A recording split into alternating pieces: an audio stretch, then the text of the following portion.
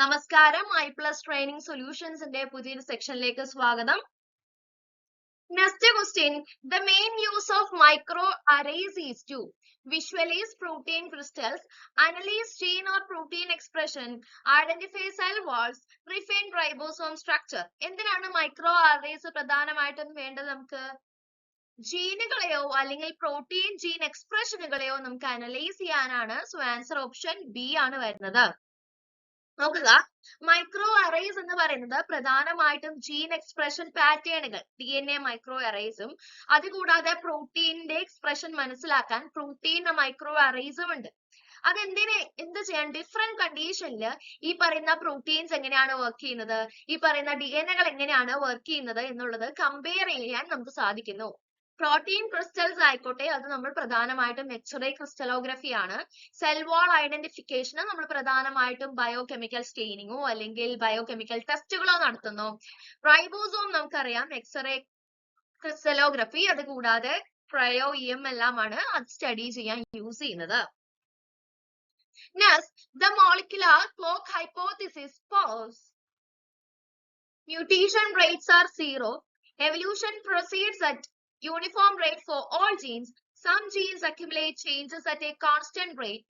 Only applies to bacteria. Molecular clock hypothesis എന്താ പറയുന്നത്?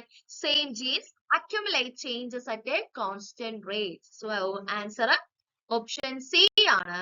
Molecular clock hypothesis എന്ന് പറയുന്നത് ചില ജീനുകൾ അല്ലെങ്കിൽ ചില പ്രോട്ടീനുകൾ എന്ത് ചെയ്യുന്നുണ്ട്, ഓവർ ടൈം റിലേറ്റീവ്ലി ആ ഒരു കോൺസ്റ്റന്റ് റേറ്റിൽ മ്യൂട്ടേഷൻസ് അക്യുമുലേറ്റ് ചെയ്യുന്നുണ്ട് അല്ലെങ്കിൽ എവല്യൂഷണറി ഡൈവേർജൻസിന് കാരണമാകുന്നുണ്ട്. ഇതാണ് മോളിക്കുലാർ ക്ലോക്ക് ഹൈപ്പോതിസിസ് സ്റ്റേറ്റ് ചെയ്യുന്നത്.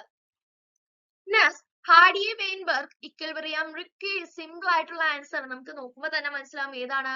ഹാർഡി വെയിൻബർഗ് ഇക്വിലിബ്രിയം മെയിൻറ്റെയിൻ ചെയ്യണമെങ്കിൽ അവിടെ മ്യൂട്ടേഷൻ പാടില്ല, റാൻഡം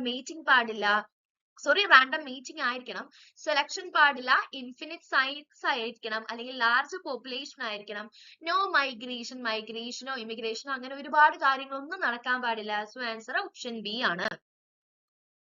ഹാർഡി വെയിൻബർഗ് നമ്മൾ പറഞ്ഞു റാൻഡം മീറ്റിംഗ് വേണം, മ്യൂട്ടേഷൻ പാടില്ല, നാച്ചുറൽ സെലക്ഷൻ പാടില്ല, ലാർജ് പോപ്പുലേഷൻ സൈസ് വേണം, മൈഗ്രേഷൻ പാടില്ല. അഥവാ അലീൽ ഫ്രീക്വൻസീസ് എല്ലാം അവിടെ എന്തായിരിക്കണം, കോൺസ്റ്റന്റ് ആയിരിക്കണം. അതാണ് ഹാർഡി വെയിൻബർഗ് ഇക്വിലിബ്രിയം സ്റ്റേറ്റ് ചെയ്യുന്നത്.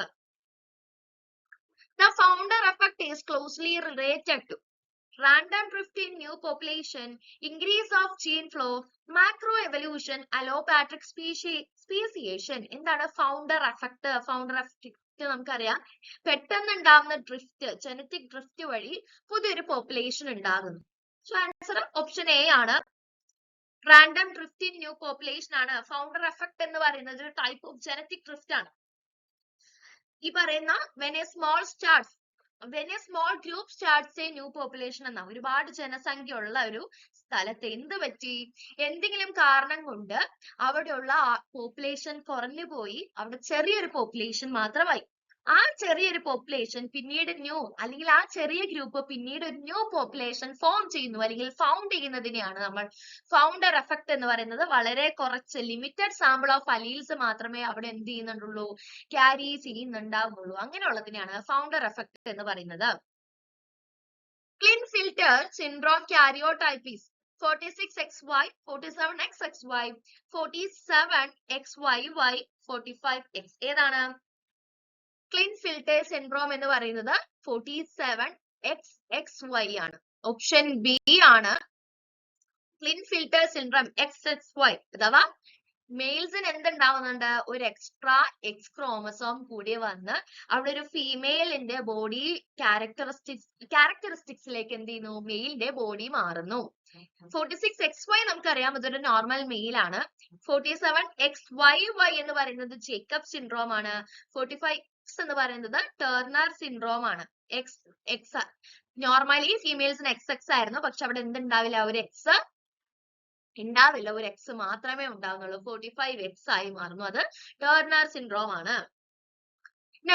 Kappa particles in parameciums are S-phase protein, cytoplasmic symbionts, X-linked genes, ribosomal units. എന്താണ് കാപ്പ പാർട്ടിക്കിൾസ്? പാരമീഷ്യത്തിലെ കാപ്പ പാർട്ടിക്കിൾസ് എന്ന് പറയുന്നത് സൈറ്റോപ്ലാസ്മിക് സിംബയോൺസ് ആണ്. ഓപ്ഷൻ ബി ആണ് ആൻസർ വരുന്നത്. ബാക്ടീരിയ ലൈക്ക് ഓർഗാനിസത്തില് അവരുടെ കില്ലർ ട്രേറ്റ് ആയിട്ട് ആക്ട് ചെയ്യുന്നത് ആരാണ്?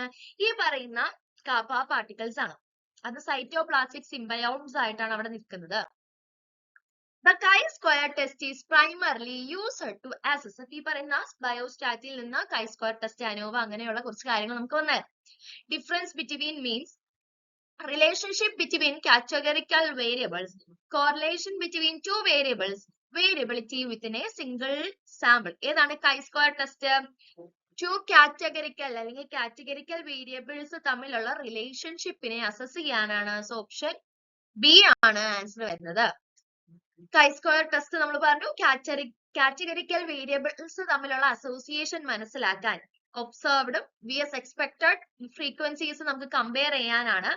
ഡിഫറൻസ് ബിറ്റ്വീൻ മീൻസിന്റെ ഡിഫറൻസ് കാണാനാണെങ്കിൽ നമ്മൾ അനോവ അല്ലെങ്കിൽ ടി ടെസ്റ്റ് ആണ് നടക്കുന്നത്.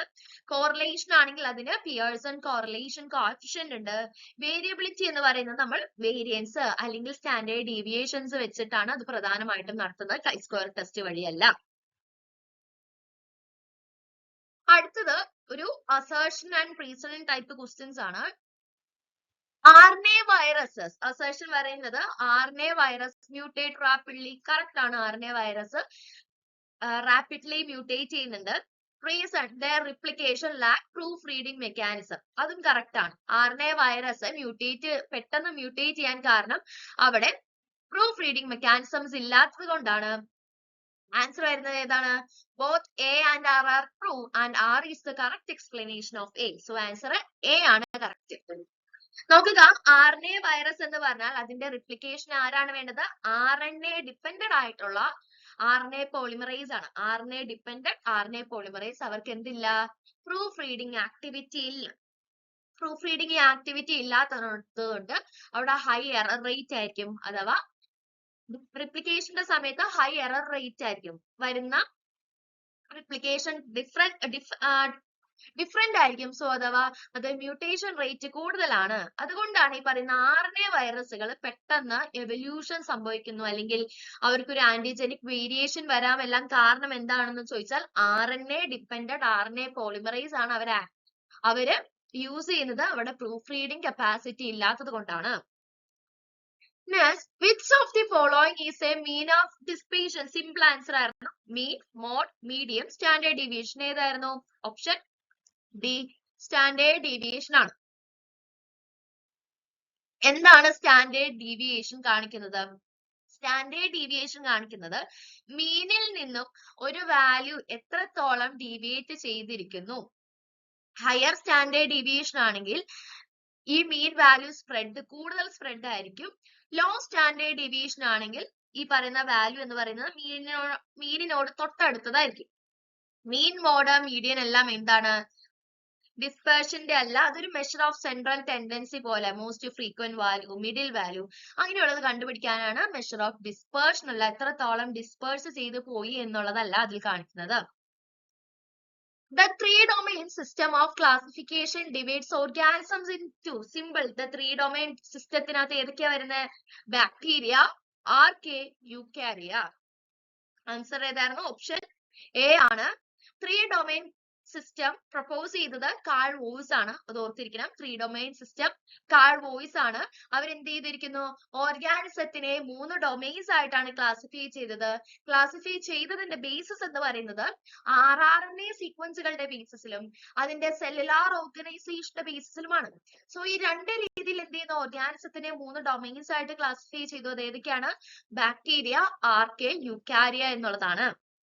നോക്കുക, Monera, protista, plant, Animalia, fungi എല്ലാം കിങ്ഡംസ് ഒക്കെയാണ്.